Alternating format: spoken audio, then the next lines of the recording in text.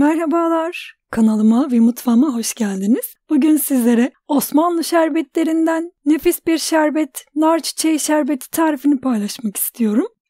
Yeni tariflerimden haberdar olabilmek için kanalıma abone olup zili tıklayıp bildirimleri açmayı unutmayınız. Tarifimiz için temiz bir tülbent kullanıyorum. Bu tülbenti ben şerbet yaparken kullanıyorum.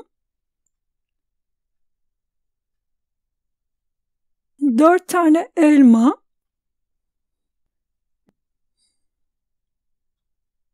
7-8 tane karanfil, 2 tane çubuk tarçın ve 1 küçük kase nar çiçeği,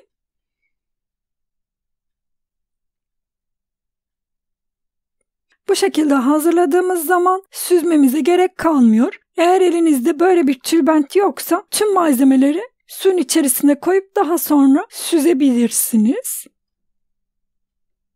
4 tane elma çok fazla geldi. Bir tanesini çıkarıp alıyorum. Daha büyük bir tülbent kullanabilirsiniz. Her tarafını güzelce kapatacak şekilde bağladım. İçinden yeter ki nar çiçekleri, karanfil çıkmasın. Tencereye 5 litre su aldım. Hazırladığımız karışımı da tencerenin içine aldım. Ocağı açtım. Tek kalan elmayı da suyun içine attım. Kaynamaya başladıktan sonra 2 su bardağı toz şeker ekliyorum.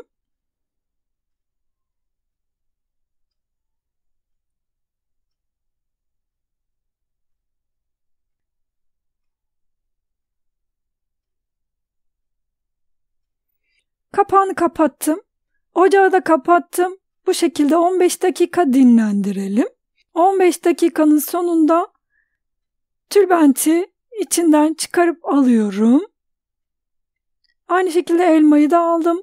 Gördüğünüz gibi hiçbir şekilde süzmemize gerek kalmadı. Soğuduktan sonra servis edebilirsiniz. Deneyeceklere şimdiden kolay gelsin. Herkese afiyet olsun. İzlediğiniz için teşekkürler. Bir sonraki tarifimde görüşmek üzere. Hoşça kalın.